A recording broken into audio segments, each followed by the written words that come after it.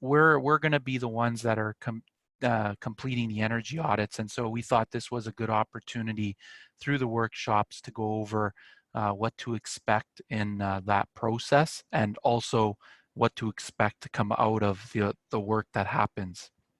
So Sorry, the present, Livio, yep, I'm just gonna let you know there's definitely a little bit of you're just cutting out a tiny bit. It's not too bad, so don't worry, just go ahead. But if anything sort of that sounds important gets missed, I might just interrupt you and get you to repeat it. for sure, sure, no problem. I'll slow down also maybe, and that might help. Okay, so I'm gonna probably use the next about 25 to 30 minutes to go over some of the key things around the energy audit, the process, how we establish baselines, also some of the key tools that we use in doing the analysis for the numbers that we see in the energy audit.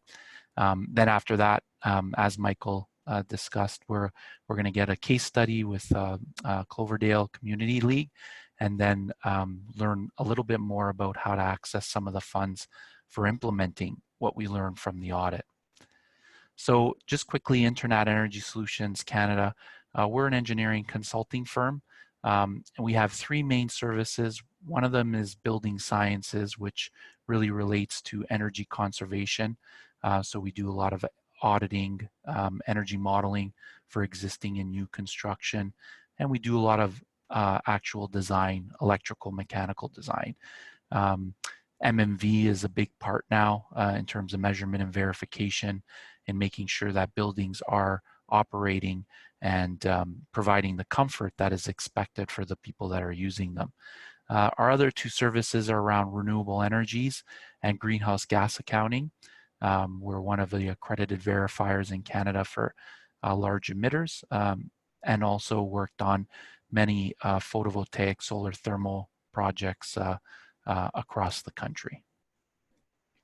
So quickly, I think always putting things into context helps with the discussions around sustainability and energy efficiency.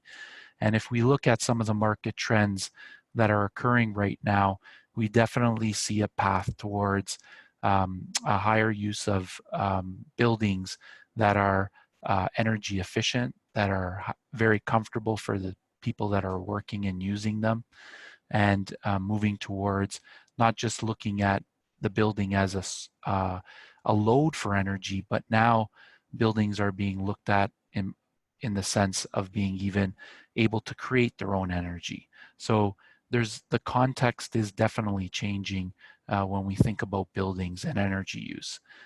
We know in Alberta, we have pricing that has been for greenhouse gas emissions since 2007. Oil sands will have emission limits.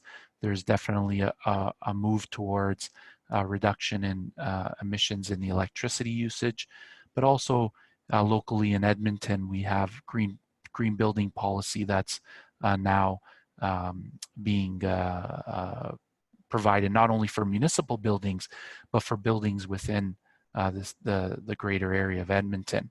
So overall, we see in North America a high amount of investment that's being made into new technologies. So when we think about a lot of the equipment inside of buildings and how fast things are moving now compared to how fast they were moving the decades before, we can see that a lot of investments being made into these new technologies. We also understand that there is a push more on local levels, I guess in Canada, more on a federal level around greenhouse gas reductions and transitions to cleaner energies. And then on international standpoint, obviously we understand net zero buildings are being constructed and built all over the world now. So I think when we think about some of the projects that were looked upon maybe 4 or 5 years ago around net zero, and looking at 2030, 2040, I think we've seen a very fast acceleration towards this, where construction of such buildings are happening now. So the context is moving pretty quickly, and I know everybody here, is either owner or obviously managing these buildings. And so it's important to understand how quickly that is moving and how the context of energy use at buildings is being looked at by the industry, but also I'm sure by each of you. So energy audits, they're not all the same, and what you get from energy audits can vary. When we look at how energy audits are categorized by Ashtray, which is kind of the let's say the authority on identifying different Ashtray or different energy audit levels, they've identified 3 types of energy audits that you can have for your building. And they vary in terms of obviously the time and effort that's required to do those levels, but obviously you also are able to achieve more information as you get to from a level 1 to a level 2 and level 3. So I'm going to go through quickly just what you can expect from the different levels of audits. For the program, we're focused on level 2. And that's the most common, let's say, level that audits are done at, because they provide enough specific information for decision makers to make those decisions, but at the same time obviously optimize the time and effort and cost that's needed to get there. So level 2s are probably the most popular in terms of selection, but level 1s and level 3s offer also some opportunities depending on what stage you're at with your investigation and also your implementation strategy. So whenever we get started with audits, the information that we will request from the building operators and users are essentially about 2 years of utility data. So that would include, depending on what utility you have at your building, electricity, natural gas, if you use a propane or diesel, and also we also like to include water that's metered from the building too in that analysis. So, so utility data for 2 years back allows us to understand and justify the trends that you see during the year, and also normalize that to the weather patterns that you're seeing. So that's why we asked for the 2 years. Typically, we would like existing floor plans and drawings. That really helps us, obviously, with our data collection on site, and also helps us with the accuracy of the analysis that we can do later with the building. And then finally, if there are any previous reports on the building that we can have access to, that always also helps to accelerate. And more importantly, it helps us to prepare. So when we come on site, we know what we're going to encounter there for the most part, and allows us to move forward more efficiently, but also allows us to collect more information because we know what we're going to encounter when we're at the building. So those are the key pieces of information or inputs that we like to have when we start an Ashtray level 2 audit. And typically, even if you're doing an Ashtray level 1, this type of information is all important to have too. So let's talk about the different levels. So level number 1, when we talk about the inputs, so there is utility data that is required. There will be a site visit that's completed. And also, typically there's an interview done with the building operator. The visit is typically pretty simple and short, maybe last a few hours, and really is just a run through of the building to pick out some opportunities on a high level.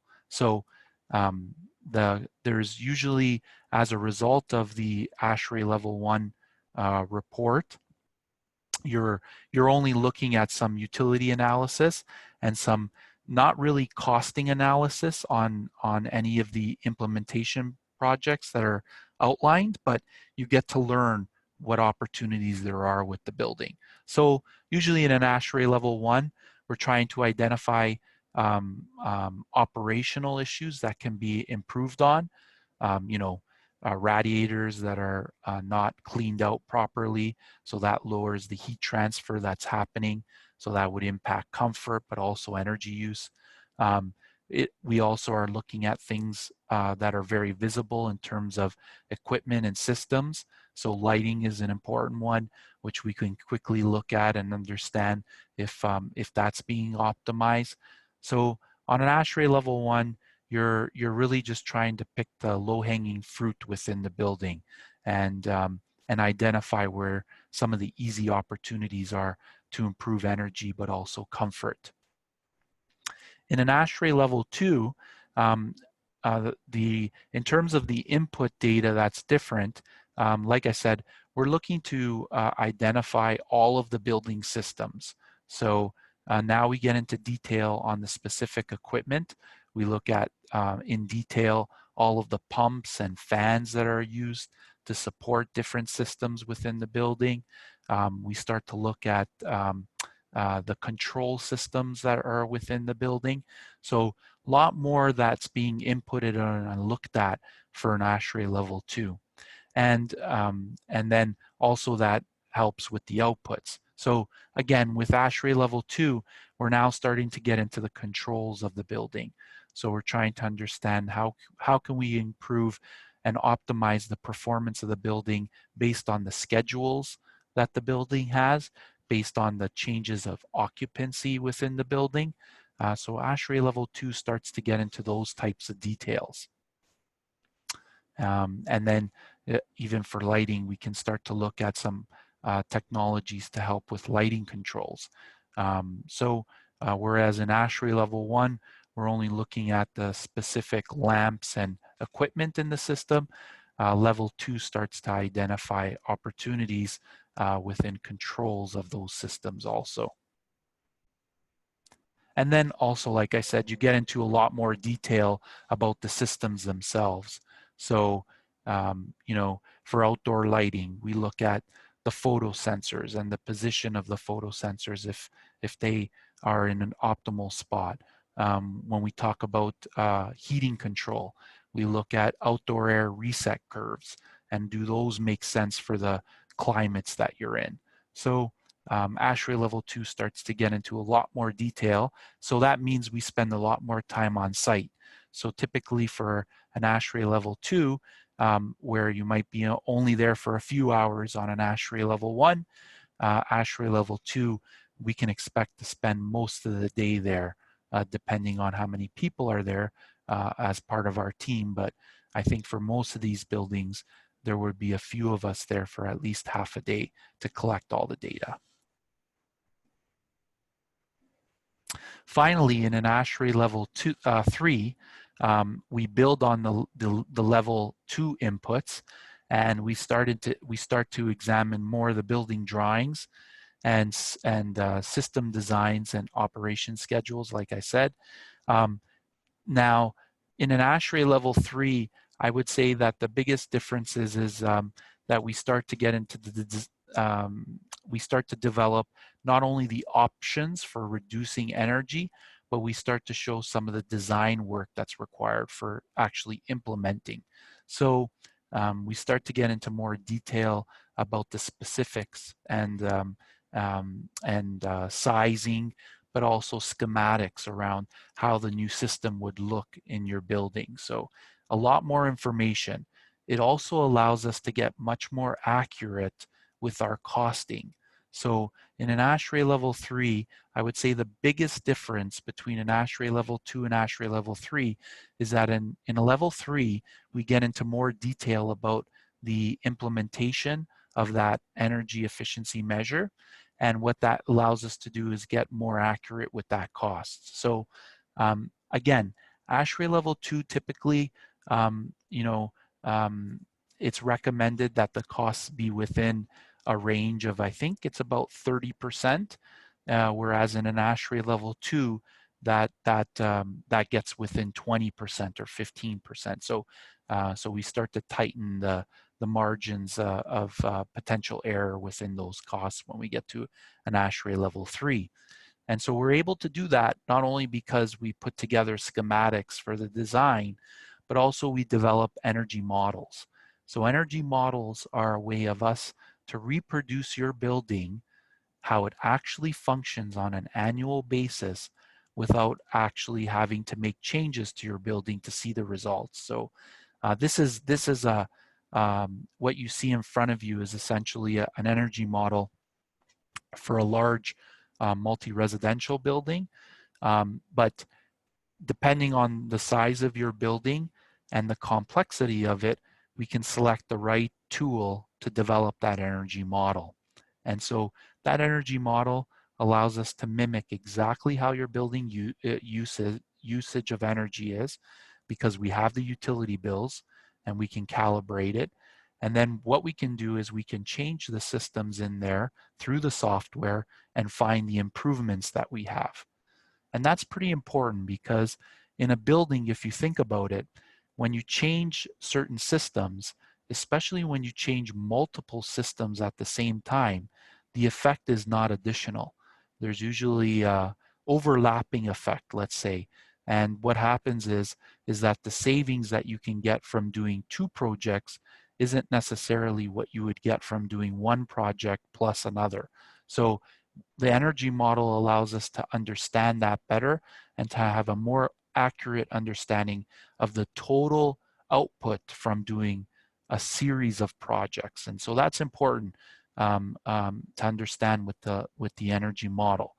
And what I'm going to let you know is that even though energy model is usually used in an Ashtray level 3, part of our Ashtray level 2 for this project will include energy modeling. So we do include that as part of our Ashtray level 2, even though it's a requirement for Ashtray level 3, because of the importance that we said about understanding how different implementation conservation measures can have basically a built effect together.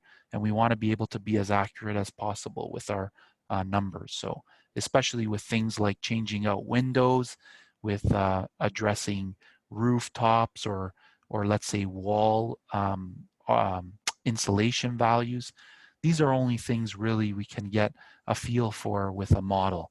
And so that's why we do that with our Ashtray level 2. So quickly, what can you expect for us to do when we're on site at your building? So aside from the utility analysis, which we typically do beforehand to identify any irregularities within the energy use of your building, at the site, we're going to be going through the building envelope. We're going to recognize and understand the mechanical systems that you have on site, how they operate and their schedules. We're going to be looking at lighting and their controls. We're going to be looking at lighting control loads, and also all the water fixtures at your facility, any appliances or significant plug loads that you have at your building. So we're not going to be monitoring, the number of computers necessarily, but looking at appliances and large plug loads, like if you have, I don't know if any of these buildings would have maybe some servers integrated within them. So we would be looking at those larger plug loads. And then the other thing to understand is when we're on site, we're going to be taking some measurements that are more related around comfort. So looking at temperature, humidity, lighting levels. At some of the buildings where it's possible, we'll even be getting fresh air CFM measurements to different zones. So we get to feel out how some of the ventilation is moving through the building. Livio, Yes. sorry to interrupt you. So when you're just talking about plug loads, will you be looking at most of the community leagues, like some have more commercial grade kitchens, some just little kitchenettes, but when you speak to sort of the larger plug loads, are you going to be taking a look at like thermal loads, like say an oven, if a league had one? So yeah, that's a good point. So like I said, appliances, kitchens, they're usually information we do take down and put into the report. And if they're larger kitchens, then they would include, sophisticated exhaust fans and things like that. So yes, we would be taking account with regards to our analysis on those systems. If it's a small kitchenette, then typically what we're doing is looking at the appliances and identifying if they're Energy Star or not, and just indicating what improvements you can have with upgrade of those smaller appliances. Okay. Once we're finished on site, like I said, typically for most of these sites, we're looking at about half a day if there's two of us, maybe a day if there's only a single person there. And usually we're able to collect all the information we need from the building at that time. What we might do at some of the buildings, again, depending on its usage and schedules, is we may be leaving some data loggers behind, and I'll show you what they look like in another slide. Those data loggers just monitor for us temperature and humidity and lighting levels, and that's all information we can use to understand the building performance better. So utility analysis. It's really good information for us to have, not only for our costing and analysis, but we start to identify the trends of the building, and we can identify irregularities and understand essentially the dependence of the building on certain weather conditions. But also we look at, for electricity, not only the consumption, but the load profile too of your building. And that's important to recognize, is that consumption is one part of it, but also looking at the load profile helps us to understand how that building operates. What you'll get out of the utility analysis and like I said, the energy modeling, is a more detailed breakdown of the energy use within your building and understanding the different uses of that energy. So how much of that energy is devoted to heating and cooling and ventilation, hot water development, lighting, and the plug loads like we talked about, or appliances for those buildings with kitchens. If any of them have elevators, we also take the data on the elevators and show you the consumption of the elevators compared to the other systems of your building. So depending on the complexity of your building, we can get to pretty finite detail about breaking down that energy consumption. And that's all great information that you need to know, obviously, when you're trying to understand where you want to put your investment in to saving energy. Okay, so we talked a little bit about the site visit. The only other piece I wanted to add was the access when we're on site. So normally when we go on site, we pretty much need access to the full building. You know, we're going to be doing lighting inventories, equipment inventories. So that requires us to have access to pretty much all the spaces in the building. Included, if it's feasible, we would go on the rooftop. So if there's access to the roof, either through a hatch or if there's a ladder on the side of the building that's permanently there that we can access, then we would do that. I think with regards to like bringing a ladder to get on site, typically that's not something we would do, but if there is a ladder already on site that we can use, then that's a possibility. So we're there just to look at the condition of the equipment on the roof and also the roof itself. So having roof access is helpful, but as we approach each of the audits, we'll identify what might be needed in terms of being able to get onto the rooftop at these different sites. Okay. Usually we go through an interview also with whoever is most familiar with the operation of the building and how it works. We're kind of trying to understand what changes have been made to the building recently, what feedback they typically get from the people who use the building, so we understand a little bit about that what we say tenant feedback. So we want to get that information because that's helpful for us in our analysis. We also want to understand if there's equipment failures that are typically happening on site. So if there are certain systems that are always failing them, that gives us an indication of where some good investment could be made, not only for energy savings, but repair and operational savings. So like I said, when we come on site, we have a variety of tools that we use to collect our information. The data logger I talked about, you can see in the slide here. And so I don't know if you can see my hand, but I'm circling that. It's really just a small data logger that's a few centimeters square. And it's enough for us to be able to collect that data. Sometimes we like to keep it overnight or in certain buildings, depending on its schedule usage over the weekend. And that provides us with more accurate data on the comfort within the building. So once we're done our work on site, we go back to create the report. And in the report, you can expect definitely to see a lot of information around the building systems themselves. And we give an overview in terms of how we basically how those systems operate, what equipment's included in it, and we talk about some of the recommendations. But we have appendices and different specific ECMs that we go into more detail on.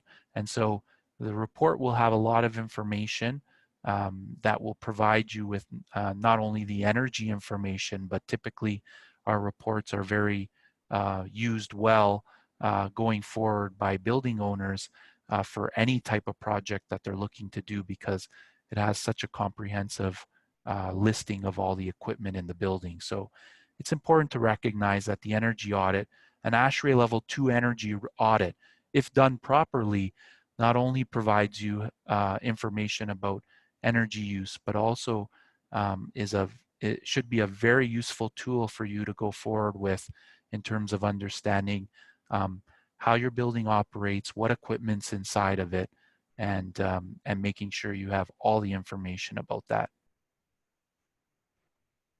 So for instance, here you can see how the report will be generated and will provide you with information about the age of equipment. It'll start to explain how the equipment is used, any schedules or set points that it has, and also discuss some of the recommendations. It'll include pictures, so you have a photo of the equipment also, and that's within the body of the report. But then you're going to see another slide where we just have a full equipment list for you and accessible if you need that. We go through comfort measurements, like I said, with those data loggers and some of the measurements we do on site. And so what we do is create these occupational comfort measurements around temperature, humidity. We like to look at how often the temperature, humidity, or lighting levels are outside of the recommended requirements. It starts to really break down not only for the for the people that are using and operating the building, but it really makes you understand where there's improvements not only with energy but just design to improve the comfort. I think one important thing we learned early on in our development of the industry is that energy is an important aspect of a building, but you can never look at energy exclusive of the comfort of the people who are using the building. And it's very important to integrate the two with any analysis that you do. This is some thermal imaging that you can expect from your buildings like what we like to take at the site. It helps us to understand where energy is being lost. So these are a couple quick examples where a building's foundation or slab, you can see, becomes a high thermal conductor of heat out to the building, and then where uninsulated pipes are just losing energy. So those are some quick examples, but depending on the building, we can also find other ones for sure. When we get into the ECMs, those are the energy conservation measures, we'll break it out into four main sources. So the first one is no-cost measures. So these are measures that essentially just require you to change maybe something within the controls of your building. There should be no cost to implement. Again, taking comfort into consideration also, right? Then we develop what we call our energy conservation measures. These are the measures that we know will produce significant energy savings for the cost. So those are the ones probably that you'll be most interested in implementing to start with. And then we have water conservation measures that are separate. And then the last one is what we call building renewal measures. And building renewal measures are more around what we call incremental improvements. So let's say you have a boiler that's only 5 years old. It's not going to make sense for you to change that boiler until it's getting closer to the end of its life.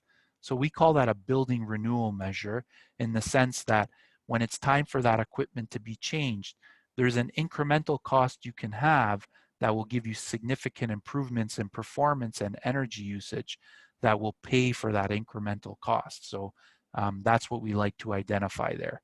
And then we also include now renewable energy measures. If we feel that your building, remember what we talked about, the context right now of buildings, we're looking at them not only as an energy load, but now we're starting to look at buildings as an energy producer. And if we think any of the buildings that we look at have an opportunity for the generation of energy, then we bring that renewable energy measure as part of our report, so you have that information.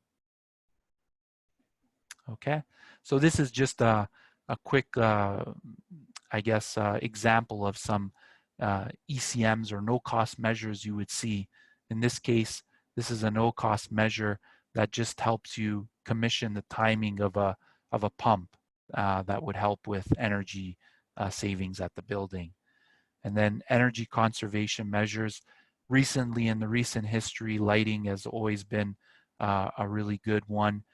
You can get significant savings there depending on the usage of the lighting, but obviously the cost of these new technologies have come down significantly, and they become very easy opportunities for buildings to acquire some good savings at. And then building renewal measures, a lot of them can be domestic hot water boilers, heating boilers, and cooling systems, but also envelopes. So when we look at windows and walls and insulation, improved insulation like spray foam in walls, there's definitely a lot of opportunities that we can find when you're making those larger renovations to the building.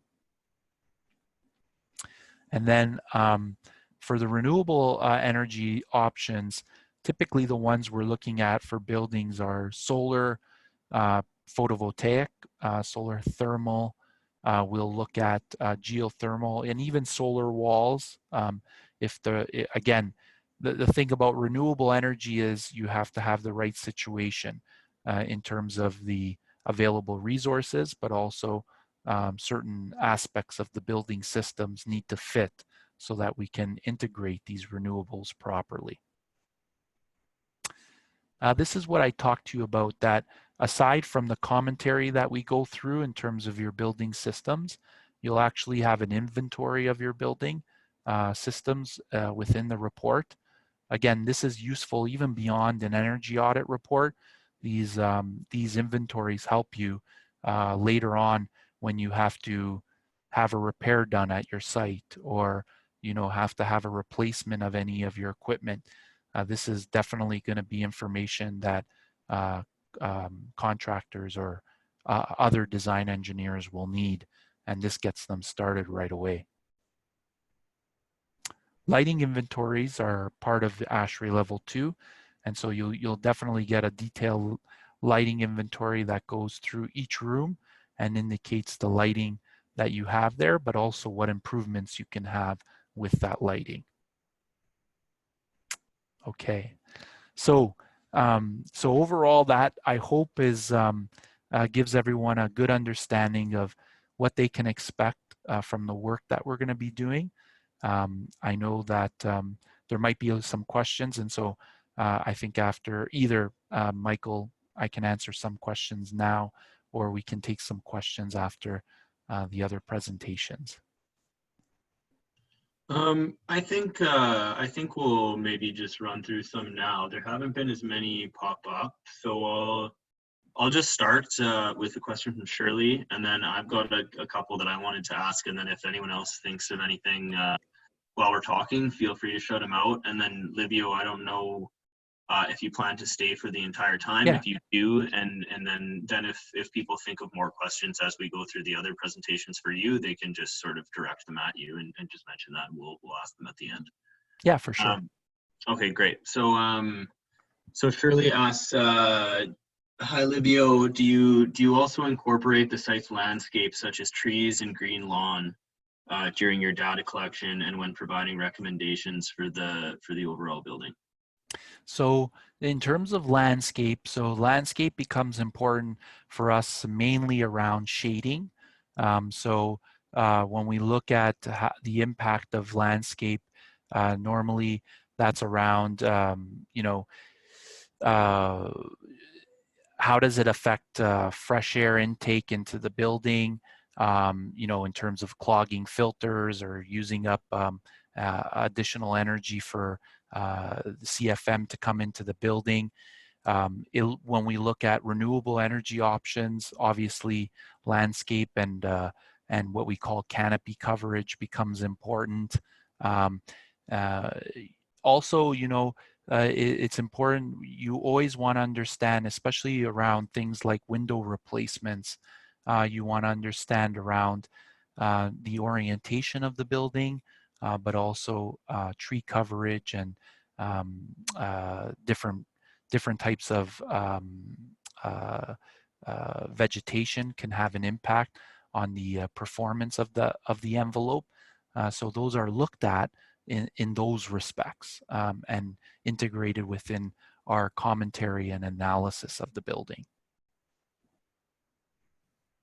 Thanks, Livio. I think yeah, that was a great answer. So Cassia asks, is there an optimum time of year for you to complete the assessment? Yeah, that's a great question. So I would say yes. The reality is that it's optimal to do these energy assessments at a time when the systems that consume the most energy are being used. And of course, in Edmonton, that would mean that we would be looking at fall or springtime as optimal.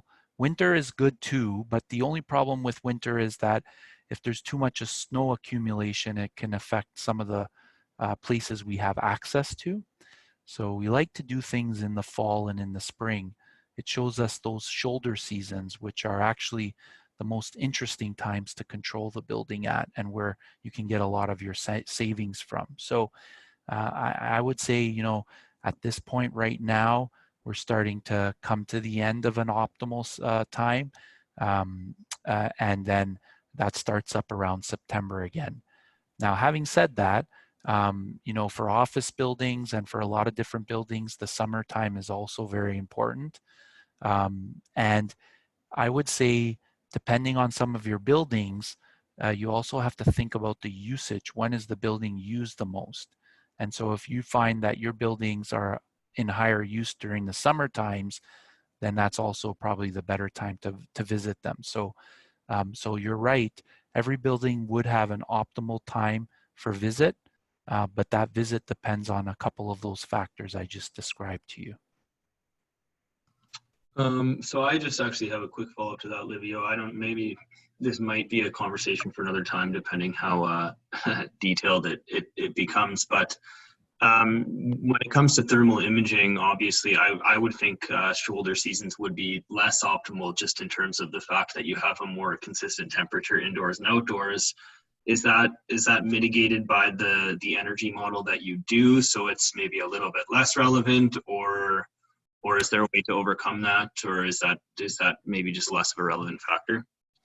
Yeah, so okay, when it comes, so specifically around thermal imaging works well when you have when you're able to compare relative to each other. So you saw those pictures that I had earlier, and those thermal images are successful because there's a comparison. Now, if you look at the envelope picture on the left, you'll see that this isn't the winter time. It's shoulder season, and so there is no snow cover.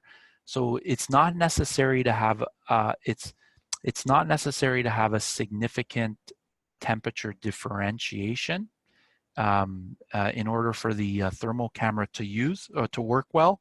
It's really about the comparison. So as long as you have a surface that allows you to identify even those small temperature variations, then you start to identify the areas of where those thermal bridges are. And then, like you said, in the energy model is where you catch more of the annual understanding of what's happening at the building level. The thermal image is really just to give you that point direction and understand, okay, that's where our energy loss is happening. And then it's up to the analysis to tell us the extent of that loss. And the thermal imaging really is to make it visual so people understand it better where it's happening. For sure, yeah, that makes sense.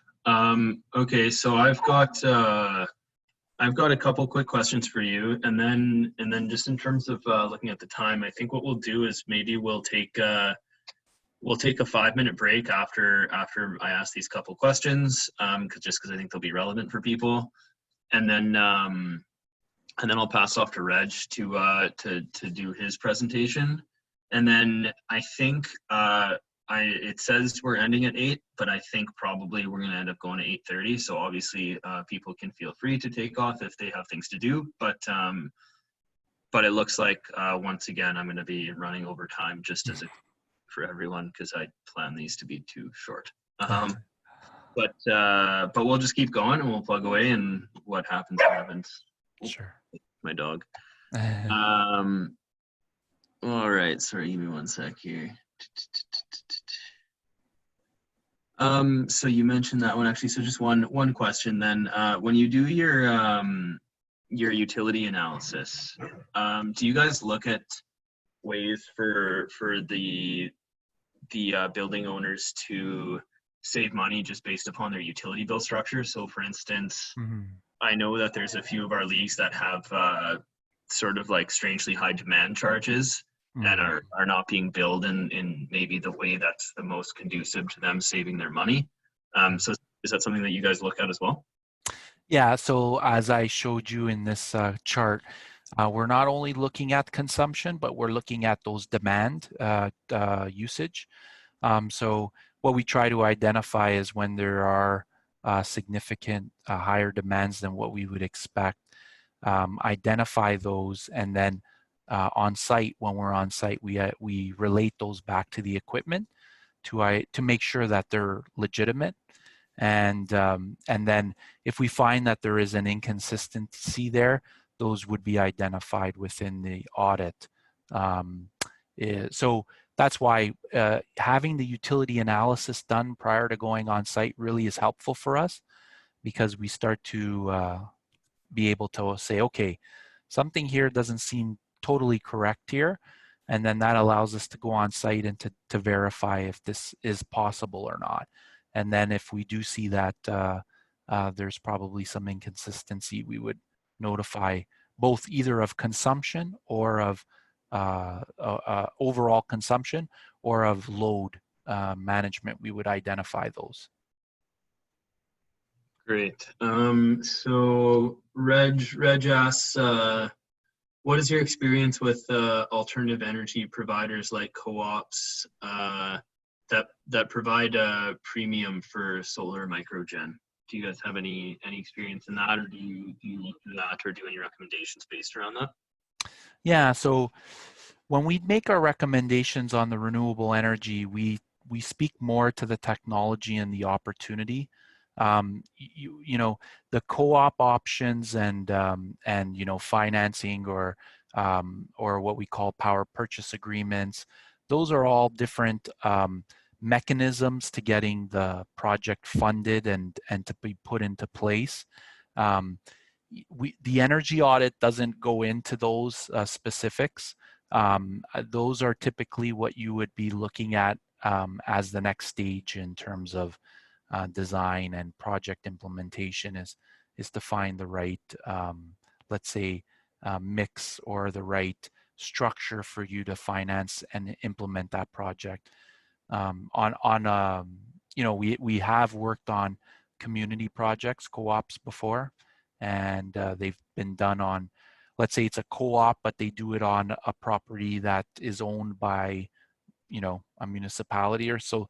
Those we have worked on before, and so they're very feasible and possible, and they can be very interesting and fun projects to work on, just in terms of the people they bring together and a kind of community aspect to it.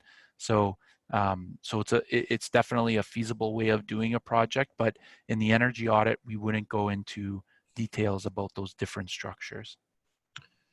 Yeah, and I'll say as well. So in terms of anything like that, so there's a few different things that Reg may be referring to here, in terms of well, co-ops and then alternative energy providers. So and these are the sort of things that if you get a hold of me, that I can certainly help with on a case by case basis. So there are in terms of energy providers that are function as co-ops, those are, you may be referring to Reg, I'm not sure, what is it, ACE Power or whatever. That's right. Mhm. Yeah.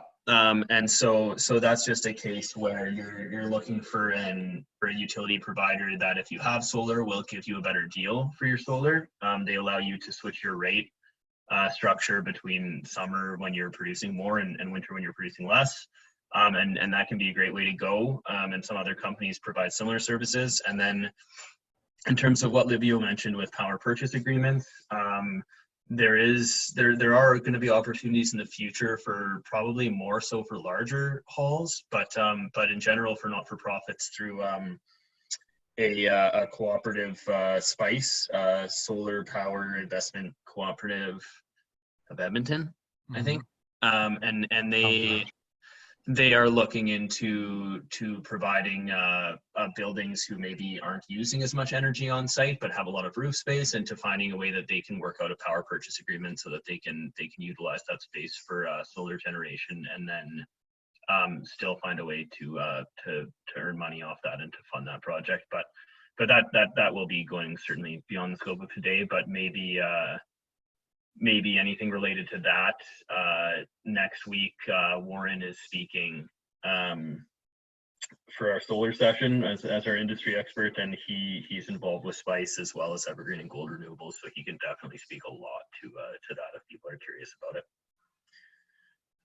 Yeah, so I think we should take a break. We'll take 5, and then I'll let Reg take it away, and he can talk about Cloverdale, and then afterwards we'll go to questions again, and then I'll probably spend another 15 minutes or so running through sort of some of the funding opportunities for paying for some of these upgrades that are going to be recommended in the audits that we're giving away, that Internat and Livio will be sort of handling the audits. All right, so yeah, if everyone wants to come back at 7:35, and then we will get rolling again, and we will try to yeah, we'll let Reg go for it and discuss Cloverdale's experience, which I think will be super interesting and valuable. All right, see everyone in 5 minutes.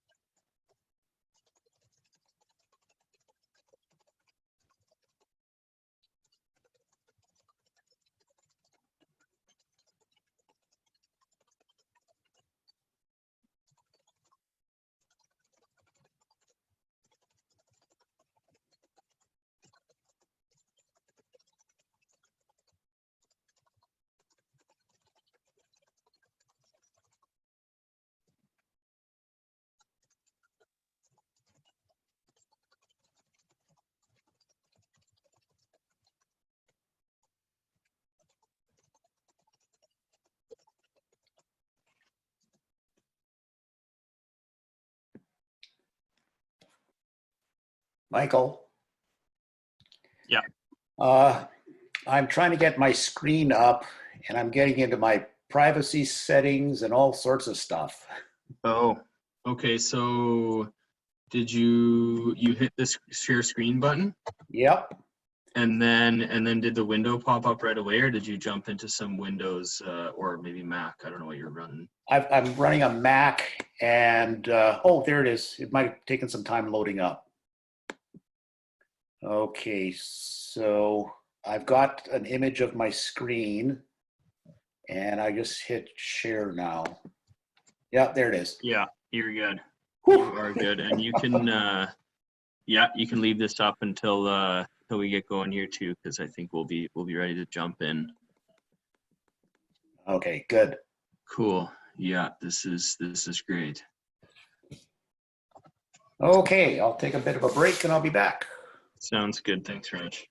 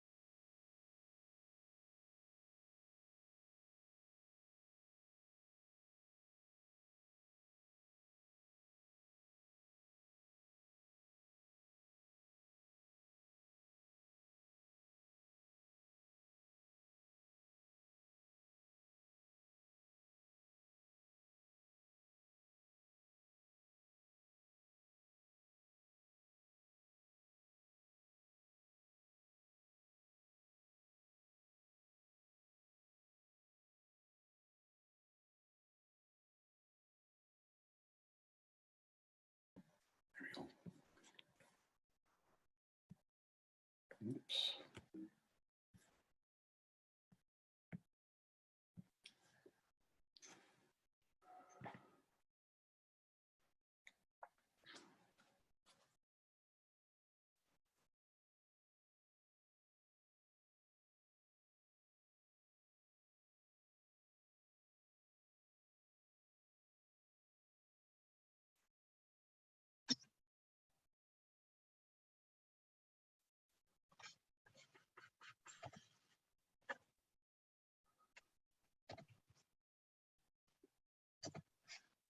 All right. So we've hit our 5-minute mark. Hopefully everyone's back. It's hard to tell because everyone's being very shy tonight. But yeah, anyone who feels like turning their camera on, saying hi, don't be afraid. But anyway, here's Reg Kontz. He was the previous president of Cloverdale Community League, which you can see in front of you here. I suspect many may have seen this before, as it sits at the very bottom of Gallagher Hill, where the Folk Fest takes place. Yeah, I think with 2016 or 17, you guys did your retrofit, Reg? Yeah, that's about right. Yeah, so they did a big project around then, and Reg kind of took the reins on that, I believe. So yeah, I'll leave it to you to discuss that, Reg. Take it away. Okay, well, thanks very much, Michael and the Federation of Community Leagues, and Livio for your presentation as well.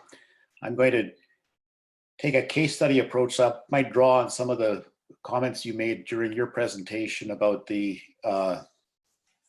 level 2 audit, because that was really the keystone and jumping off point for us, and it was critical.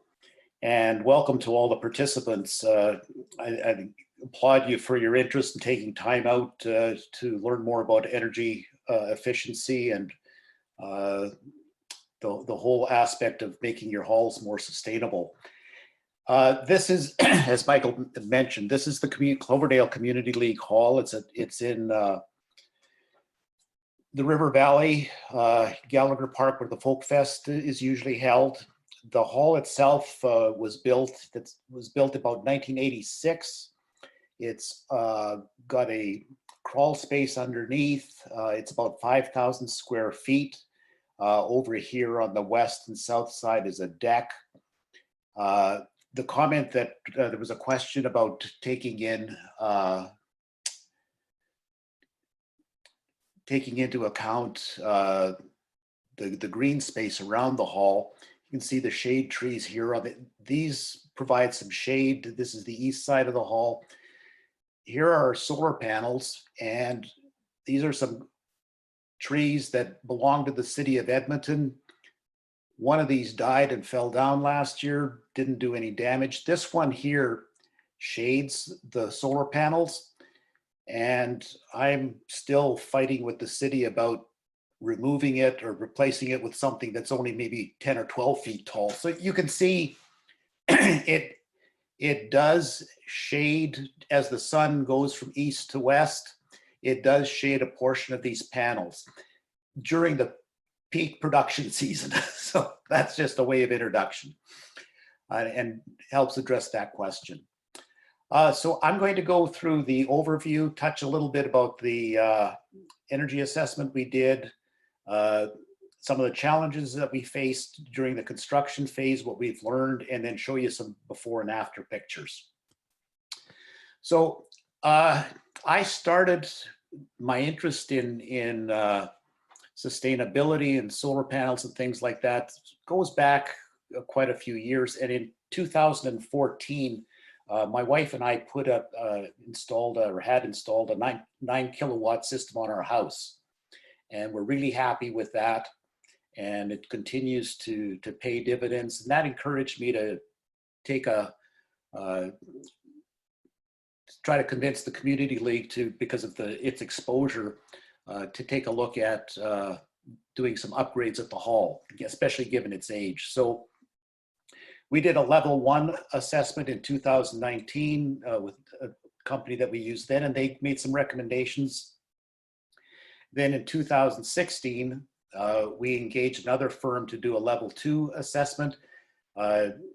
Livio's highlighted what the contents of that was, and it was a very useful document. And then in November of 2016, we had a public meeting to get approval to go ahead with the project. And it's really interesting. Of the people who were there, 83% of the people were in favor of doing these energy efficiency upgrades. 100% were in favor of replacing the deck. So take that for what it's worth. Then we spent considerable time applying for grants because there are various deadlines from the city and the province.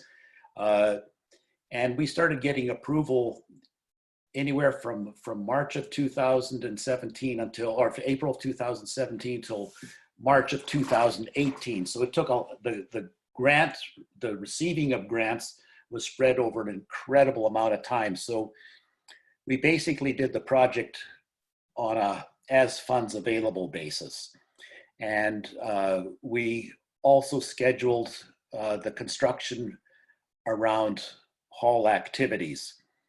If I had to do it over again, I would take a much firmer stand with the programming people and shut down programs or shift their time schedules to let the contractors do their thing, get their equipment out, get in and out.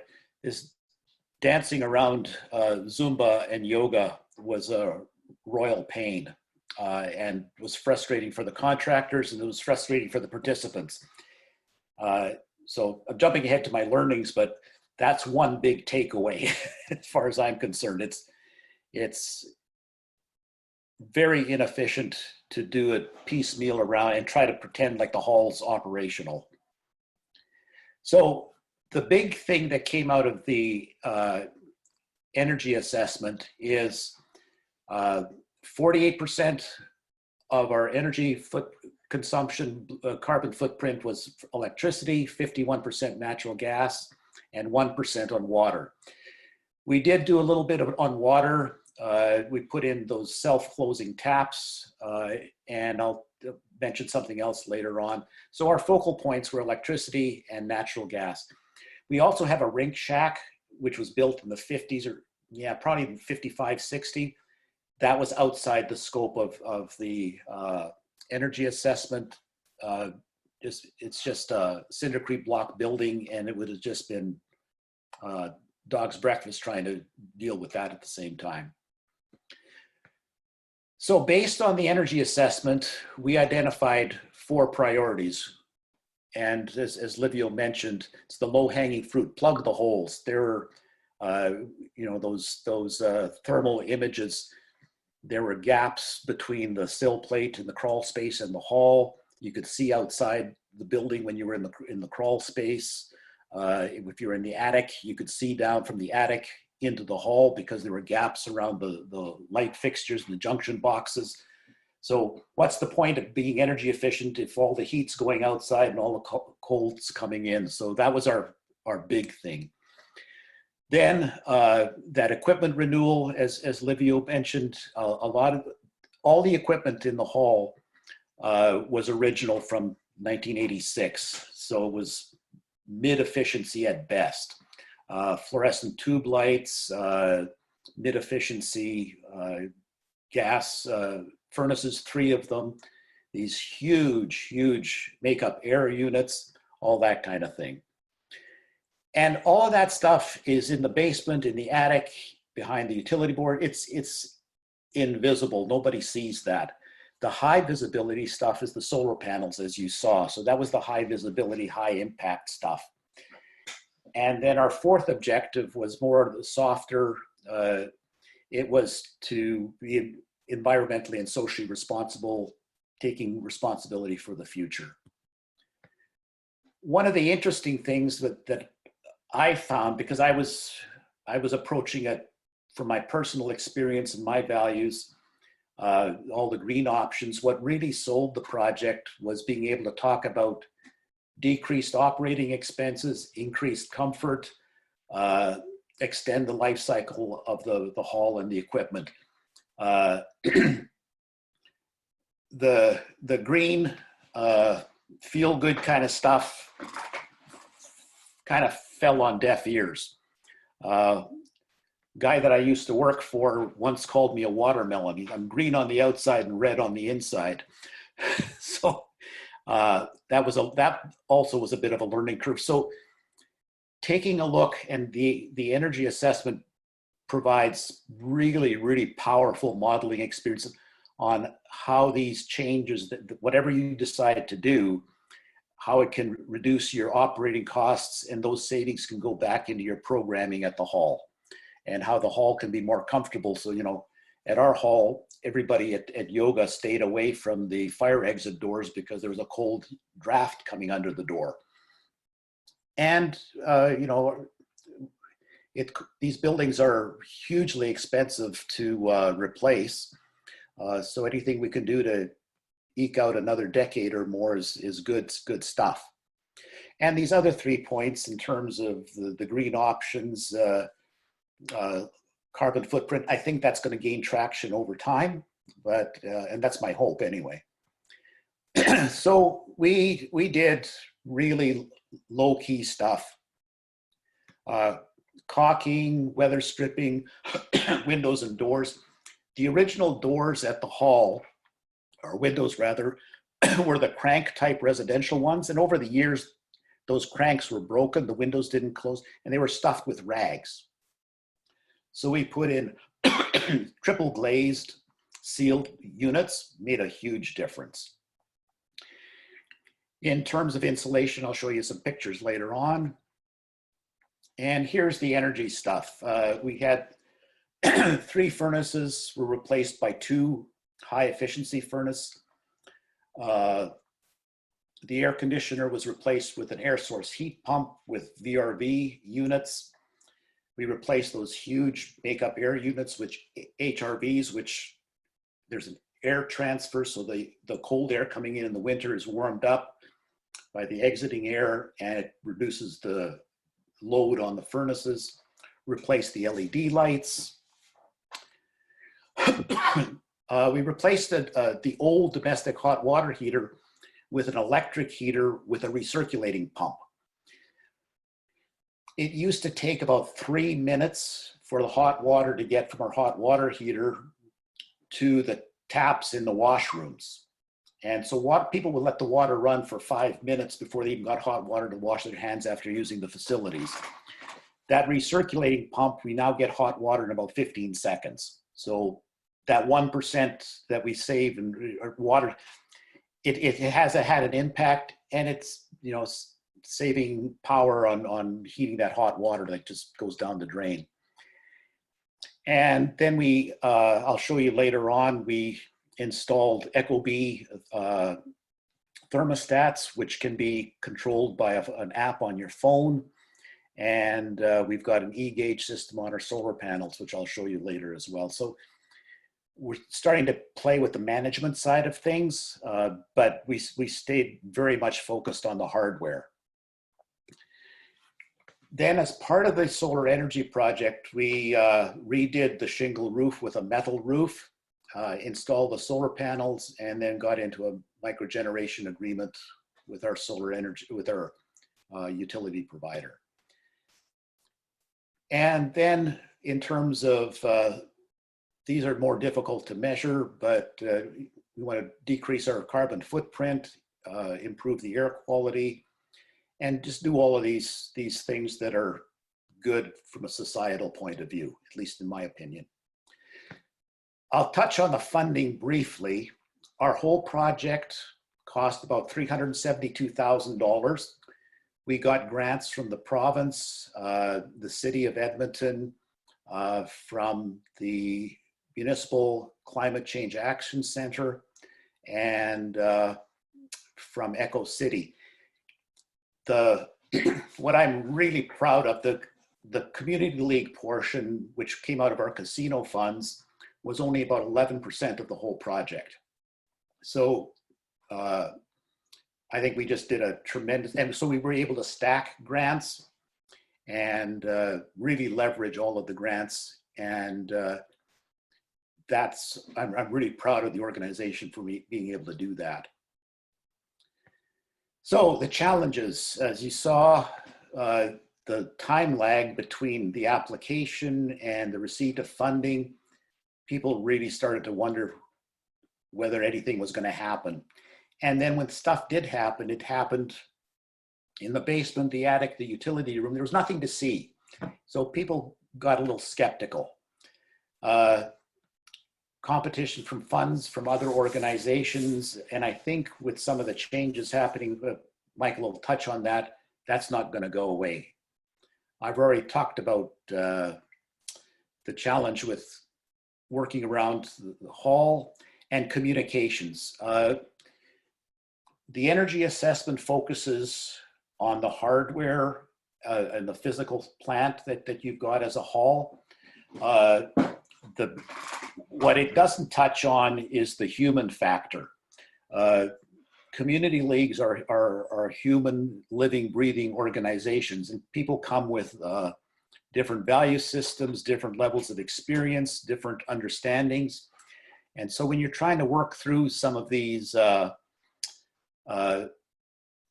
technical issues, like, you know, in terms of lighting, for example, you get different experiences coming in. And so, for example, we decided to replace our fluorescent tube lights. And that was, you know, that part was easy. Then comes the discussion of what are you going to replace them with? And I made the argument for having dimmable LED lights, which would have added to the cost. And other people on the committee wanted to lowball it. So now we've got basically lighting in the hall that you can probably see from space. And the only way to control the lighting when you've got a function is to turn them on and off in, you know, banks or stuff like that. For an extra $2,000 or $3,000, we could have had dimmable lights. And we're never going to be able to do that for a long time now. So keep an open mind and look at the alternatives. Clearly, budget is a factor, but use your imaginations, be creative, see what you can do that you're taking some big steps here. See what you can do to maximize what you're doing here. And try to balance the objectivity that the ASRA audit does with the subjectivity of what looks nice. Like one of the other things that happened, we went from a bank, I think 8 rows of fluorescent tube lights to 4. And when they took off the extra lights, you know, there were marks on the ceiling. Well, people just went berserk that the ceiling was wrecked. You know, in my view, a complete non-issue. But the contractors almost quit over that. So my point there is there's a lot of subjectivity that comes into this, what people's expectations are. You have to try to manage those expectations. So the other thing in terms of learning, you need a champion. I played that role. You need somebody who's familiar with some of these technical things that Livio talked about. And you need to be able to translate that into things that the rest of the community can understand. Focusing on the benefit of the renovations. One of the things that we learned is you cannot do too much communication. So we put signs up on the bulletin board. We had it in our newsletter. We just tried to keep the ball rolling, especially since so many of the things were behind the scenes. And it's important to be on the same page with your contractors. That goes without saying. One of the things that's important, especially with our project, because it had so many elements to it, is to walk through and sign off on the projects so that if, you know, there isn't a dispute between your window contractor and the person doing, the company doing the lighting, if there's some damage. Who did it? When did it happen? All that kind of stuff. And have processes in place for dealing with corrections and deficiencies, because they will be there. Well, the phase we're in now, since the project is finished, is really management, learning how these new furnaces, heating and cooling systems work. For example, like the ecobee thermostat, you can operate it from your phone. Our hall manager isn't very comfortable dealing with the thermostat from her phone. She prefers to go over and turn the dial. So and this equipment is, you know, our furnace is a computer with that makes fire. So you have to, it's not just changing the filter. So one of the things we've done is we've come up with an operations manual. So if our hall manager ever leaves, we've got a document that allows us to hand over what filters need to be changed, when, where do you buy those filters, all of these operational kinds of things, because our building is now way more sophisticated than it was in 1986. And that's one of our big experiences. One of the exciting things that happened since we're the site where the folk festival is, the kids in the neighborhood run a concession that's beside the hall, and their freezer that they use to store their freezies and things like that failed. So we asked them to come up with a recommendation for buying a new freezer. And they came back with about a 3 or 4 page report that profiled the Energy Star furnaces, freezers that were available, which stores had them, what price, size, unit capacity. These kids, I think the oldest one was 15. These kids did more research on buying a freezer than their parents did when they got new appliances for their own kitchens. So that shows me some of the soft stuff that can happen. We just said, find a freezer that's Energy Star rated. And I was just blown away at how they embraced that. And then the big thing is, celebrate the achievements, celebrate getting those grants, celebrate when one bit of a project is done, and have as much fun with it as you can, because it is hard work. And you as volunteers are putting in a lot of time. You're taking time away from your family. So take time to celebrate that as well. So the other thing that happened that was really good for us is when the project was mostly completed, we had students from NATE, from the Alternative Energy Project, come in, and they did kind of a mini assessment, and they showed us that, in fact, our energy consumption had gone down. And I've got some other slides that point to that. And I don't think we could take full credit for this, but there are 6 houses in Cloverdale, including mine, that have installed solar panels. I'd like to think we were instrumental in some behavior change in the neighborhood as well. That's what I choose to believe. So here is a graph that shows our utility costs for the hall from our financial reports. And the solar panels came on stream in August of 2018. So really, from this point, all of the stuff to the left of this graph is natural gas and utilities and electricity before the renovations. The furnaces are probably here. So you can see this yellow line. Before the furnaces were replaced, we had utility bill for gas was $4,000. It's dropped down to $2,000. Our electricity has gone from $4,000 or $5,000 a year to about $2,000. So and these are just from our bills. We haven't done any of that adjusted for normalization for weather. We don't have the software to do that. So these are just bills. This shows the electricity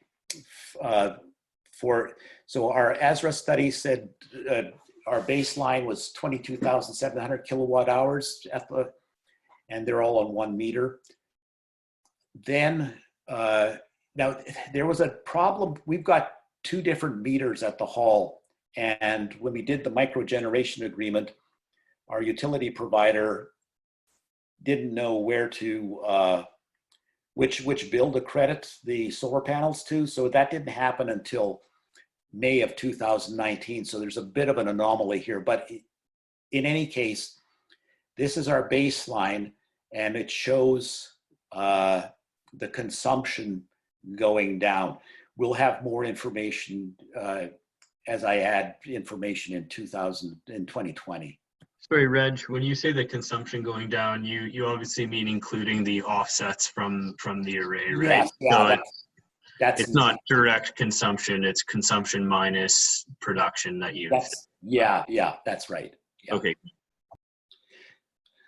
So here are some of the pictures, you know, in this space, but in the crawl space, we sealed all along here. Here you can see outside, there was actually a hole in the foundation that was filled. New insulated doors with door sweeps. These are now sealed windows. You can't crank them open. They're triple glazed, gas filled, and I think they've got an R8 center of glass rating. Made a big difference. The crawl space was just bare concrete, which I'm told has an R value of 5. There's actually 2 layers of this solid insulation, so it's about an R25 now. The attic went from R20 to R66. There's about 14 inches of insulation now in the attic. We replaced 3 furnaces, which were huge, with 2. And then the makeup air units in Livio had a picture of one with the cover off. Made a big difference in comfort at the hall, and a new cooling system as well. Here you can see all of the lights in their glory. And here's our electric. We opted for an electric hot water here because we've got the solar panels rather than a gas one. And we put in that recirculating pump and then insulated the hot water to the washrooms, which are at you couldn't get the hot water tank and the sinks any further apart if you tried, and still have them in the building. So we went from having to run water for 3 or 4 minutes to get hot water to 15 seconds. Made a big difference. So here's our solar panels. You can see a different view here. You can see the trees. This is the inverter that converts the direct current power from the solar panels into AC power that can be used by the building. And the contractor let me bolt one portion down. I think they probably fixed it afterwards. In terms of the what we've produced in the first year of operations, about 16,000 kilowatt hours. The average house in Alberta uses about 7,200 kilowatt hours of electricity. So we've produced, the solar panels that have produced the equivalent of what 2.3 homes in Alberta use. And that's pretty significant. And in terms of the credits we receive, the hall uses whatever electricity it needs, and then any surplus, like now, goes back into the grid and actually goes into the houses that are adjacent to the hall. So there's a bit of green energy leaking out into the whole neighborhood, which is kind of cool.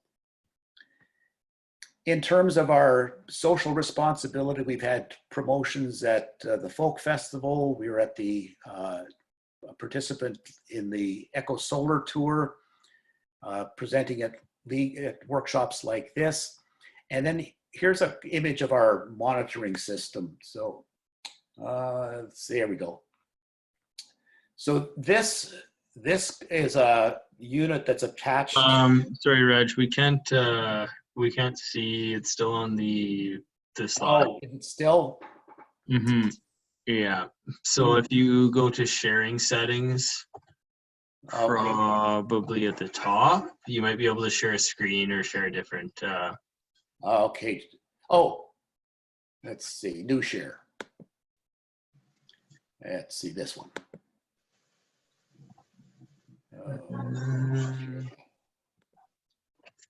Oh yeah, we're good. Good. So this green chart, this shows what the solar panels are producing. The red ones are consumption. And we can go in Let's see if this works. We can go into specific units. So the rink shack is on its own circuit.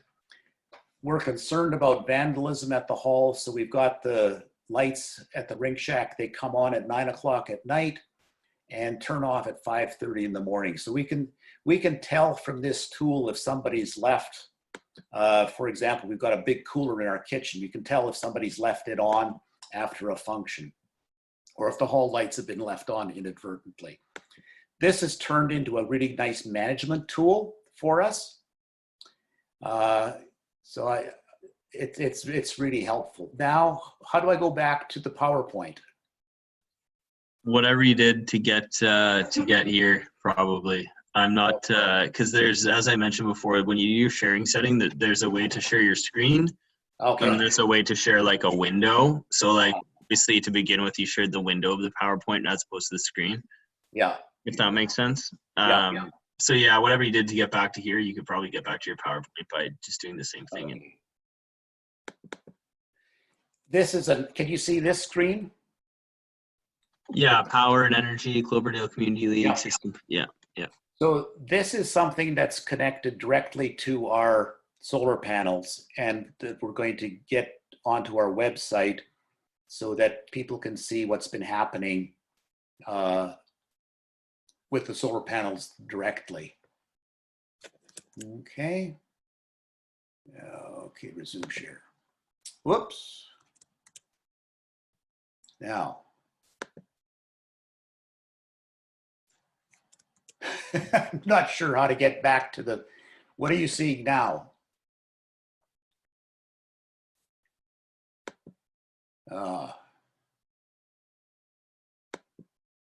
Okay, yeah. So it's, okay, so, whoop, there we go. Anyway, the last slide just had my contact information. Okay, that's it.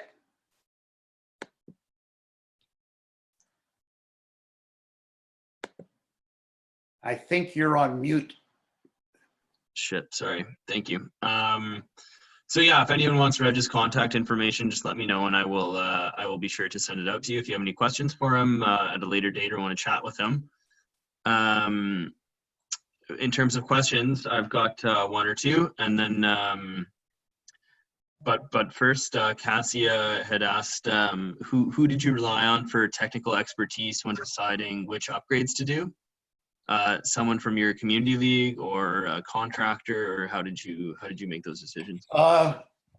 We sat down, as Livio mentioned, we sat down with the folks that did our ASRA 2 study. They gave us a real smorgasbord of options, from conventional to some very high end. So we basically split the middle. Like, we even had an option for geothermal rather than solar. And Yeah, that was just, you know, in the river valley, we weren't even sure if that was possible or feasible. So we sat down with them and looked at options. And based on my experience going to those Ecker Solar tours and others like that, I had a pretty good idea of some of the things that would get the biggest bang for the buck. And then some of our equipment started to fail. One of our furnaces went down in November. So that really got the ball rolling in a way. So it was driven by the study and by budgets and what grants were available. yeah, that makes sense, and also I think the whole purpose of getting the energy audit done is really to do that, to provide you with at least a roadmap to make those decisions. So one of the things you get in your energy audit is a prioritized list of, like, here's, based upon payback and investment, here are the different things that you can do and roughly what they're going to cost. And that provides you a sort of a way to make those decisions and prioritize what you want to do in terms of any kind of energy upgrades that you'd like to look at. I know the Carbon Busters audit divides it into sort of like light green, medium green, and deep green retrofits, and kind of gives you that sort of okay, how far do we want to go? Where do we want to begin? And we'll provide you a sort of economic analysis of all those decisions as well. And I think, Michael, you can maybe add to that. I think there's starting to be a critical mass of community leagues now that have, like Westmount, Inglewood, ourselves. There are a number of community leagues that have more than dipped their toe in this water. They're knee or hip deep. So there's a lot to be gained from our fellow community leagues as well. You're not in this zone anymore. Yeah, and I would really like to set something up where we can bring together a bunch of the sort of champions who've done work from the leagues, and maybe bring in some people who are interested in the learning, so everyone can kind of chat and mingle and talk about this stuff and maybe have some drinks or whatever. So maybe look forward to that. We'll see if I can make that happen in the semi near future. So Nilakshi wants to know, Reg, he says, very cool presentation. The benefits of energy retrofits are not as physically visible as solar panels. I was wondering if the benefits were communicated to the residents, and if so, how to go about that. I've made an effort to provide updates at the AGM. I'd like to do a little bit more. We're in the process of trying to refresh our website, and I'd like to have a page there for sustainability kinds of ideas. I think Queen Alexandra Hall Community League has in the past had something like that. So I think there's ways of getting more information out there. It's a time factor. No doubt, and this is something that I'm really interested in working towards, and I think I have plans in the near future on this summer, probably fairly shortly, of trying to assemble some resources for leagues to use. I mean, there's already some stuff out there that I can provide, so please, if anyone's interested, just call me and ask, and I can help out with that kind of thing. But I'm also looking into maybe writing some sort of template newsletter articles for community leagues who've done stuff, so that they don't have to go through all that themselves. I know Justin from Inglewood, who's going to be speaking next week, he's written some articles for their community league newsletter about looking at your energy bill and how to read it, and about how their solar's done for theirs. So, which I think which I might collaborate with him on a little bit. So. Yeah, there are a lot of things to do. It is hard, I think, in particular for volunteers like yourself, Reg, who've put in so much work to to do these projects and manage them over the course of 2 years, and then it's like you're done, kind of, and at that point someone else needs to take up the reins. And I did mention last week, and I think Rocky had mentioned as well, that's one of the benefits of creating a sustainability committee in your community. If you have enough interested people who live around, they don't have to sit on the board, so it's less of a commitment. And then that way you have people, you sort of have like a body that, if it can continue to function, can take up the reins for maybe outreach projects and engagement projects, or smaller sustainability related projects going forward. And I think that can be of huge value. So give me one sec here, guys. I have a question myself. So, oh yeah, my question was, you guys had switched your windows from the crank windows to ones that could not be opened. Did you get any pushback on that? Were there any, I'm just curious personally, were there any issues with people being like, oh, we want fresh air, we want to be able to open the windows? Was that an issue at all? I didn't have any issues other than switching between applications. Right. So like, I guess like, so people are, I mean, I'm just thinking for myself, I like to crack the windows and get some fresh air. People weren't, when you switched to the windows that you couldn't open, no one was concerned. I'm just curious, honestly. It's not really very relevant.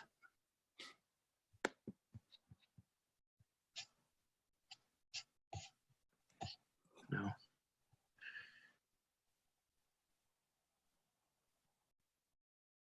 All right. Well, okay. So I think that's all we've got for questions. For you, Reg, are you gonna stick around for my quick spiel here? Yes, I will. Okay, so I'm only gonna go for 10 minutes, and then just so there's time for any questions people might have, because we're already 15 over. And then if anyone thinks of any questions for Livio or Reg throughout, just throw them into that chat or email them to me after the fact, and I'll get back to you. But yeah, if you think of anything, put it in there for myself, Livio, or Reg, and we'll try and address them before we head out here.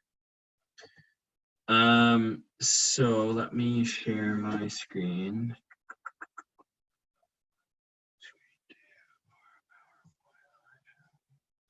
This one. Share. Okay. All right. So, well, quote here: "The greenest one is the one that doesn't have to be produced." In other words, what this is saying is basically like, with respect to energy efficiency, everyone's very focused on solar and on generation on site, which is a great thing to do. And at the end of the day, even though energy efficiency is not as visible and it's not as sexy as solar, it actually is probably the place to start, and it certainly is.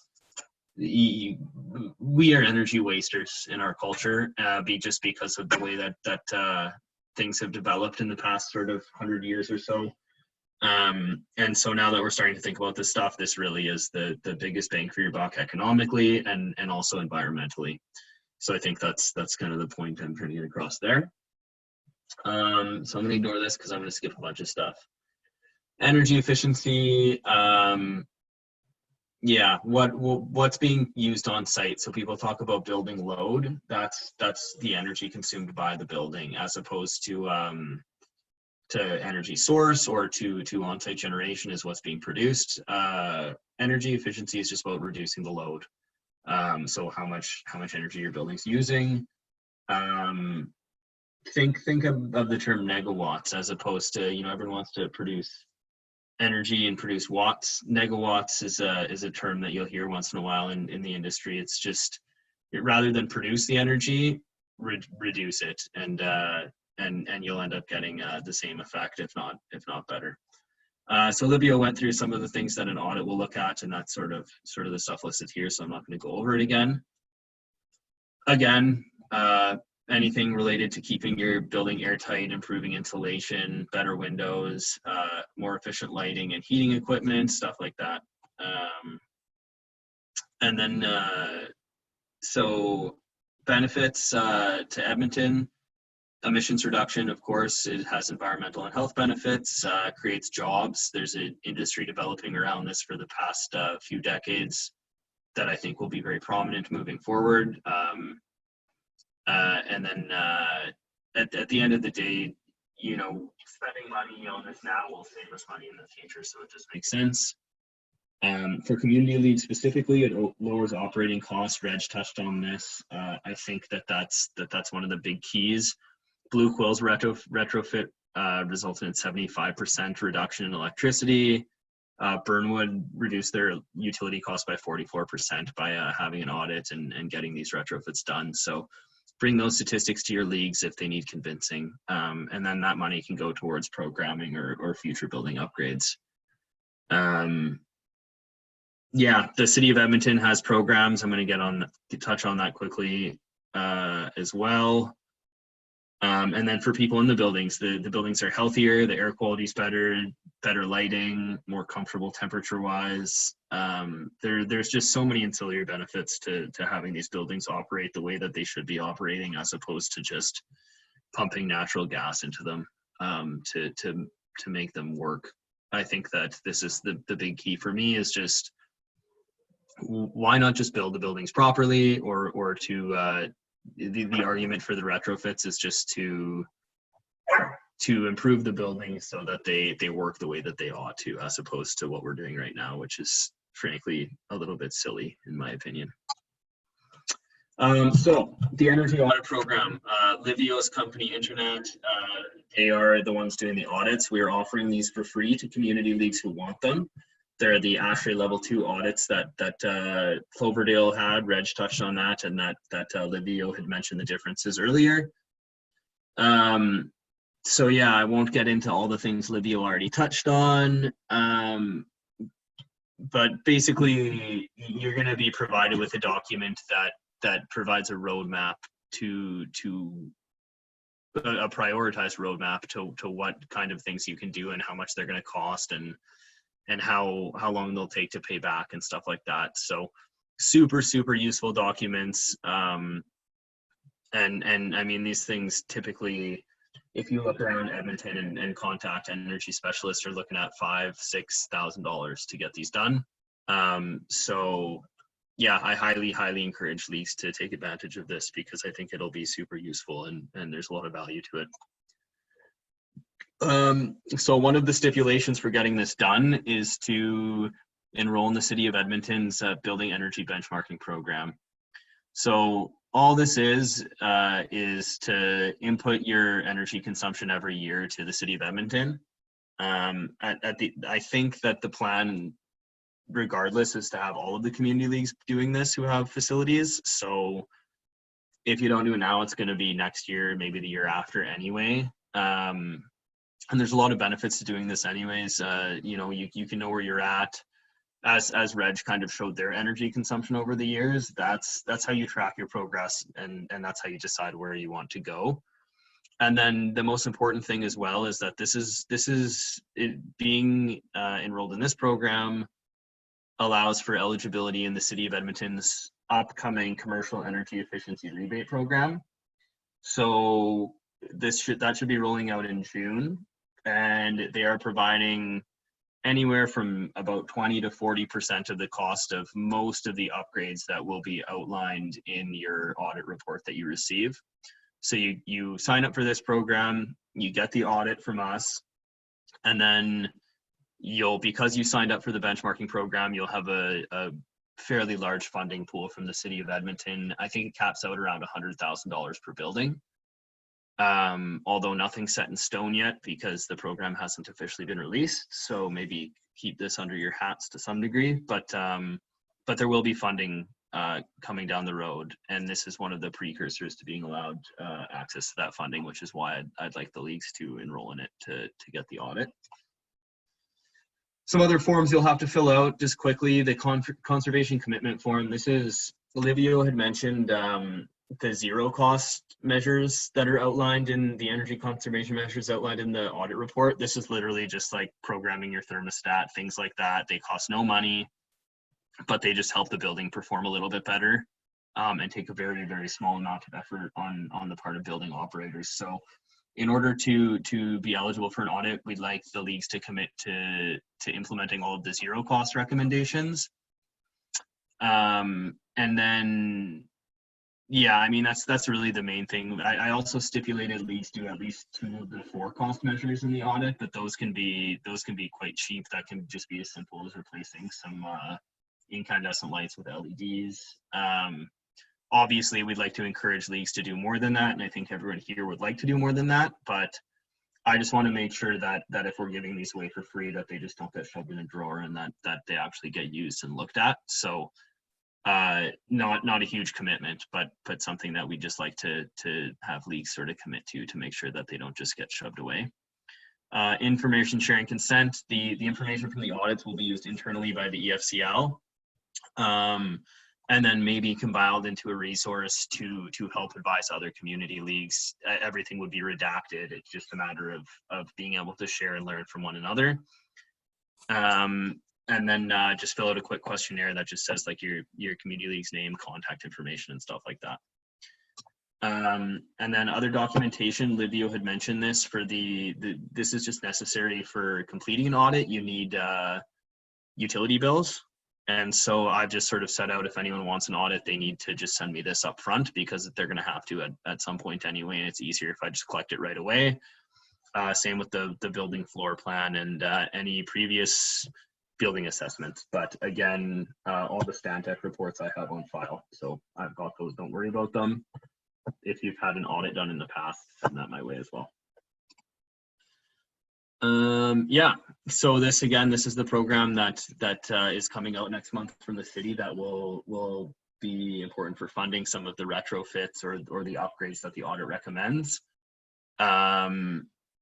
Yeah, you can combine that with your CLIP grant, which would pay for really about 70 to 90% of the total cost of all your upgrades. If you throw in CFEP or some other funding from the league, you know, at the end of the day, the payback, if you include all of this outside funding, ends up being like, you could replace a furnace and it's going to be paid off in 2 years. So to me, if this stuff can be organized properly, it's just a no-brainer to get this done. You would, if you were a homeowner, you would jump on this, you know, yesterday to have all this stuff paid for your house. And so at the community league, I think luckily there are a lot of programs that we have access to, and it makes sense to take advantage of them. So I will be releasing more details about the city's energy efficiency rebate program next month when it rolls out. So look forward to that. It'll be posted on our website and as well as Green League social media. Yeah, just quickly, some reasons to take advantage of this stuff.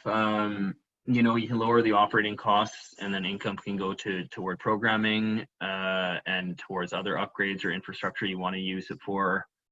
I think community leagues being leaders in environmental stewardship is really key goal for Green Leagues, which I touched on last week.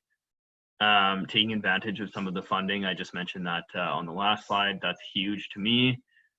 And then just trying to align with the city of Edmonton's plans for energy transition, I think is you know, the city supports community leagues and is interested in supporting community leagues, and they also are interested in supporting energy transition. And it's one of the few areas of the city that has been cut less than others and that is still being funded fairly heavily. And so I think it represents a great opportunity for community leagues to take advantage of that and to work with the city towards those shared goals. And then finally, you also get to work with the EFCL and get to work with me, which is always a pleasure, I'm sure. So I've sent these slides out to most of the people here, I think. If you didn't get them, just send me an email, because some people signed up after I had sent this out. But there's some more information and resources on some of the stuff that's going on. The first link here is just a link to the application documents to receive the audit. The second is the link to the Building Energy Benchmarking Program, which is a precursor to getting the audit and to receiving the funding from the city's CEAR program that I mentioned. And the third is just the City of Edmonton's energy transition plan. And that's sort of the goal, I think, or a very good opportunity for leagues to align themselves with, because the city wants to work with us to move in that direction. And then also, I just wanted to mention that we did have some audits done by Generate Energy in 2016, and there's a summary of some of the findings in those audits. And that's our community energy management in a box. That it's sort of like a PDF document, and I have hard copies as well that my predecessor Ronick, who had the role before me, he put that together, and that can be a really useful tool in terms of guiding maybe some of the things your hall might need. Because a lot of community league halls are, you know, around kind of older buildings, operate around the same way. So there might be some useful stuff in there. And it's also a document you could bring to your board to convince them that maybe getting an audit done will be useful, because a lot of the information will be quite similar. So that was my super fast presentation. Let me kind of go up and read off what's here. So Reg says, I highly recommend taking up the EFCL on this offer. Our energy assessment was within the $5,000 range. This offer is a wonderful bonus to get you started. Thank you, Reg. Nilachi says, very informative, Michael. Thanks a lot for organizing. Look forward to the next week. Have a good evening, everyone. She must have left. And Carla, I'll find you a question. Do either of you know of any energy efficiency programs for residential properties as well? You know, at the moment, as far as I know, there's not a lot going on there. I don't know if Livio or Reg could speak to any of this, but from my understanding, because since Energy Efficiency Alberta has kind of fallen by the wayside, so to speak, I suspect that the city of Edmonton has plans to implement some programs. I don't know of any myself, but I can. It is definitely something that I can look into. So, if you'd like, I can try and maybe dig a little bit and talk to our contacts with the city's energy transition department and find out if they're doing anything or have anything planned. Yeah, it's Reg. I'm not aware of anything provincially or federally, so I think getting in touch with the energy transition folks at the city of Edmonton would be the way to go. Yeah, and I don't know. I mean, federally as well. I know that I don't know what they were because it was out of province and I didn't look in too deeply, but I know that some portion of the federal carbon tax was going towards energy efficiency, but I don't know in what context that was or how that was being granted out. The majority of it, I think, was just rebated directly back to taxpayers, but there was something about energy efficiency that they were doing, so I don't know if there was any residential there, and if so, there may be some opportunities, but none that I'm aware of. Yeah, I think we just have to keep our eyes open because that's always something that's changing. You know, I do suspect that you're going to start to see some of those programs come back. Yeah. Yeah, I think that's true. I think, you know, there's probably some opportunity for federal programs. I'm not sure, but certainly I think the city of Edmonton's pretty dedicated. That being said, the funding situation has changed for them as well, and they're undergoing pretty tough times in terms of resources as well. So I think we just, yeah, as Livio said, keep our eyes open and see what comes. Yeah, I mean, the city certainly wants to try and encourage this sort of thing and to address these issues and move forward on energy transition and energy efficiency. So yeah, it'll depend what they're capable of doing given the current funding landscape that they're facing as well, I think. But I'll keep my eyes open, and that's also something that I'm going to be looking into with I mentioned before some maybe articles for community leagues who've done work, some ways for them to continue with engagement with their communities. I will be looking into residential funding sources for residents and sort of seeing what programs are out there, and then including it in that, maybe in that group of passive resources I plan to offer.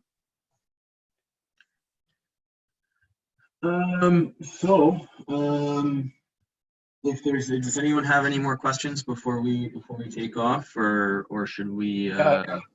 It's Reg. I've got two comments that I'd like to make. One is when the Edmonton Public Libraries are reopening, they've got some energy efficiency kits. It's a plastic toolbox. It's got some videos and pamphlets in it, but it's also got one of those infrared cameras. You saw the slides that Livio had, and they're a real fun, easy tool to do a little bit of that yourself. I borrowed it and took a shot in February of how cold it was in the attic of our hall, and then from the hall took the ceiling shot, and like it was a 50-degree difference in temperature. So just to illustrate that the insulation was doing something. The other thing, in terms of, we didn't do anything about our rink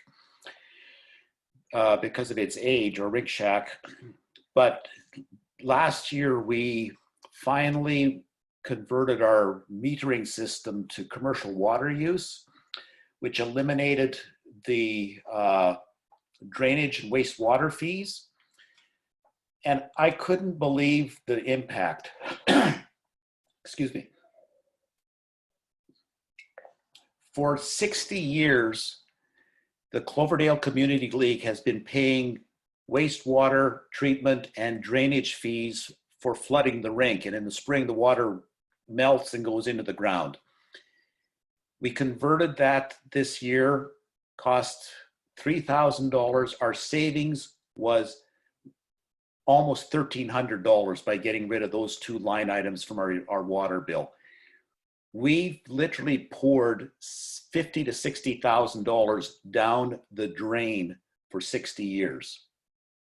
And we got a CLIP grant, we applied for a CLIP grant. We've recovered our costs of doing that metering in one rink season.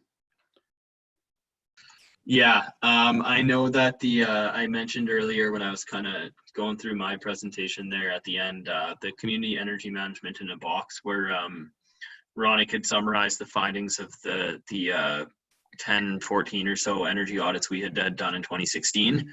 And one of the key findings in that document is that exactly what you just mentioned, Reg, that a lot of leagues had water meters that were charging them for disposal of water that was just going into the ground anyway. So that's definitely a huge money saver that I think a lot of leagues maybe don't know about. That would be super. And I have to give credit. Ronak put me onto it, but it took me a long time to ferret out the right person to talk to at EPCOR to get that done.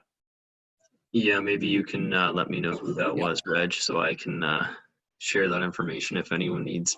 I was dumbfounded when I looked at our comparisons. Yeah, so I don't know if no one has any questions. It's already getting on. We're getting close to 9 o'clock almost. So it turns out these go on for longer than I thought. We all have so much great information to share with you guys. Yeah, so I think we should probably call it a night. If anyone has any questions, please don't hesitate for any of the presenters. Just send me an email and I will get it to them, and I'm sure they'll be willing to get back to you. And yeah, I really encourage people to look into the audit program. I think the majority of the people who are here have already sort of approached me about signing up for it, but those who haven't, please get a hold of me. And I'll have more information coming on timeline for that as soon as it becomes available.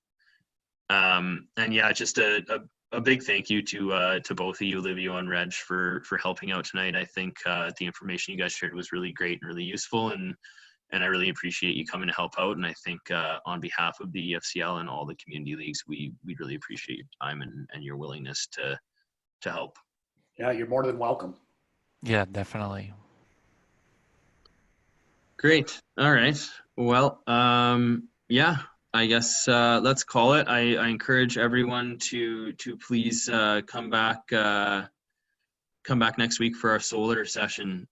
Warren's gonna speak from Evergreen and Gold and Spice, and he's really, really great.